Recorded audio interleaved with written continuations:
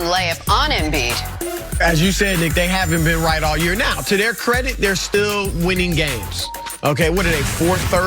Right now, they're fifth in the West. But losers are 5 or 6. But like this game, you got Heat and it. Hawks. This gave Nick a headache last night. Derrick Jones Jr. slamming home a Duncan Robinson lob. I'm getting 9 points with the Hawks. They're up 6 with a minute left.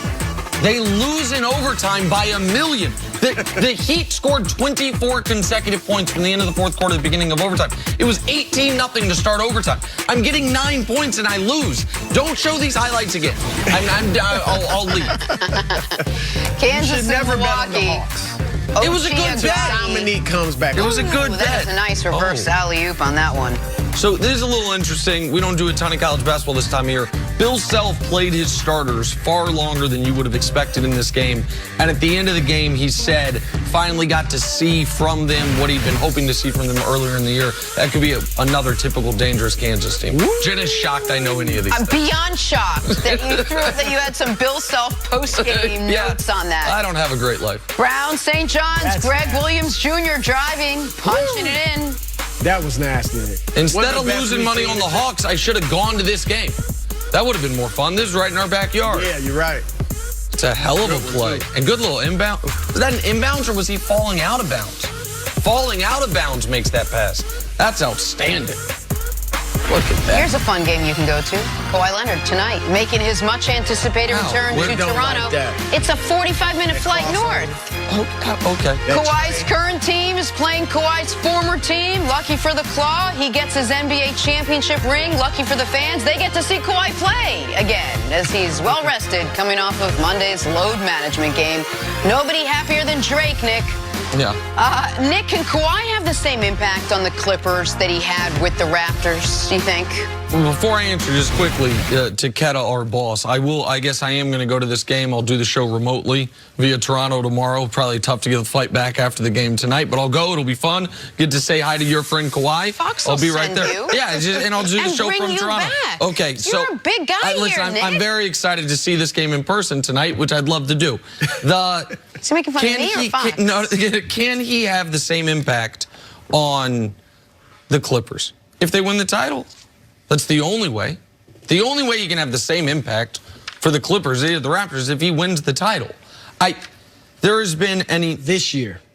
That's what you're saying. Eventually. Right. Yeah, I mean, he wins a title. Until he wins a title in Los Angeles, he will not have the impact he had in Toronto because Kawhi's legacy is a word thrown around too often, so very narrow. Kawhi's legacy in Toronto is based purely off of 6 weeks in the postseason. He was not some great regular season player for them. He was good.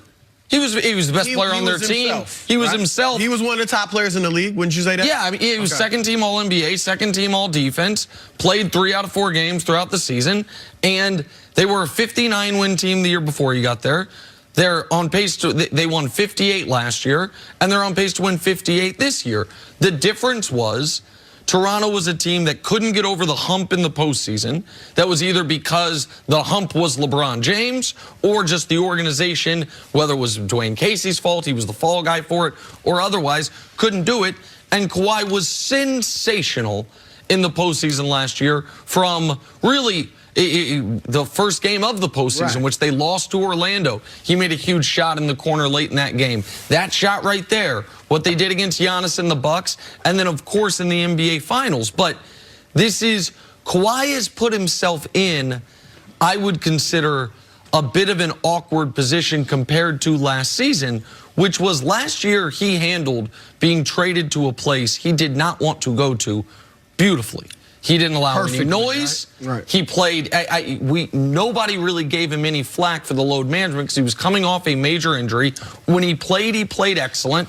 And I don't think they would have, if he'd have missed that shot against the Sixers and they lose in overtime, I don't think people would have killed him for it.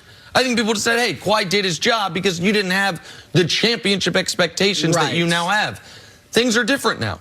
He gets to go to the place he wants to go to.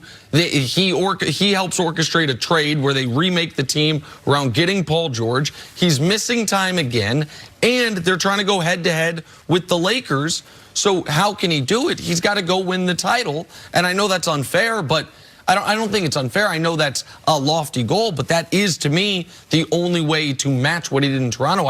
To me, that's obvious. No, I totally agree. And I mean, look, what he did in Toronto was just spectacular. I mean, that is one of the greatest runs in recent NBA history, because you go to a team for 1 year, and I was saying from the beginning, he could win a championship there and still go to the Clippers. Because at that point, it looked like everybody was saying he's going to the Clippers. And that's, of course, what happened. So to make the most out of 1 year, that's why Toronto will give him a celebration, a coronation. There is no way there could be any ill feelings from the Raptors fans for Kawhi Leonard. And he didn't mislead them. No. He didn't lead them on. No. Because he didn't allow any noise to come with. One great year, and he hit the only game-winning Game 7 buzzer beater in NBA history. Yep. So you got to give him credit for that. Now, to your point, he definitely has to win a championship with the Clippers. I mean, you could say he has to bat 1,000 with the Clippers, win the title every year to equal what he did in Toronto, which he will not do. But he is fully capable of winning a championship. Now, you and I, we both picked the Lakers. I feel confident in that pick, but I also feel like the Clippers are capable of beating the Lakers. And I think they have a chance. Do you think they're their biggest competition? Yes. I mean, Milwaukee is playing great, but the Clippers have two. I mean, some people might say Lou Williams has become a star. Sure. So 2, maybe 3 stars. They got a championship coach. They've got great depth, chemistry. Everybody knows their role, and they're hungry. Milwaukee's got 1 star. I mean, I don't know if we're ready to start calling not Chris a star. Right. Well, he's the star that Lou Williams is. So they superstars. So let's say superstar 2-1, no doubt about it. Budenholzer's a good coach. Some people thought he had his struggles in the playoffs last year, not Doc Rivers. So, yeah, I think the Clippers are their toughest competition. Kawhi Leonard, look, I get it. He's shooting a career low from the field right now. He hasn't been very good since Halloween. But when you watch, I give you the numbers, but when you watch the game, his impact on the game, yeah, I hear you. I'm with you. I'm against the load management too, but when he plays, his impact is incredible. He's a mid-range assassin. He's so tough and physical defensively. You just hate playing against him. So then I will ask you, does it matter if he wins the championship? Does it matter how he wins the championship? No. You don't care if he load manages his way right through a title, if he wins the title? No. If he wins the title, doesn't matter. Then I would argue, the ripple effects as far as the impact on other players and teams engaging in this level of load management is going to potentially be damaging for the league. Agreed. People think I got something against Kawhi. I cross my heart, I do not. A little? No. It is scary to me, because of how much I love the NBA, that if this level of load management infects the rest of the league, then they really do have to remake the season, remake the schedule. We have to look at so many different things that you and I were joking about off the air yesterday, like the top 75 after 75 years. These types of ways that one of the reasons NBA's popularity is NBA Twitter and the lists and the debates, and all of it changes if it starts being place 60 of 80. I agree. And so that's what I'm apprehensive about. Nobody ever thought I had anything against Kawhi Leonard until this season started and he started missing 1 out of 4 games when he said it's the best he's ever felt. He's missing a bigger percentage of games this year than he did last year. And the other thing that I pushed back on was the revisionist. I know the playoffs matter more than the regular season, no doubt, but they can't be the only thing that matters. The revisionist history of Kawhi Leonard being the best player in the league, it's just a conversation that never existed in NBA circles anywhere until 2 weeks in May and June. Last year, who were discussed as the best players in basketball?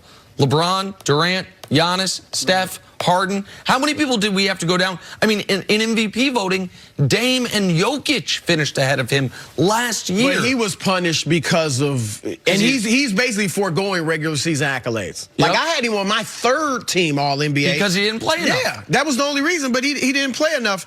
So, yeah, it's unfortunate that he's load managing like this. And what I've said, and I'll say it again, if you load manage like he is, you better win the championship. If they don't win the title, there will be backlash. If he comes back next year after going out in the second round of the Western Conference Finals and load management, there's going to be a lot of backlash. In a different way, like if the Lakers get it to the NBA Finals, and now I know some people love throwing LeBron's finals record in his face, but set that part of his side. If LeBron and Anthony Davis supposed to play 75, 78 games, and they go to the NBA Finals, and they lose a war to the Milwaukee Bucks, I think a lot of people, myself included, would say that is a hell of a season. That is a successful season. It might be a little disappointing, but a successful season because of what they did lose to the Bucks throughout the regular season. Yeah, because sometimes it's somebody's time. Maybe it's Giannis's time. The Clippers, it's first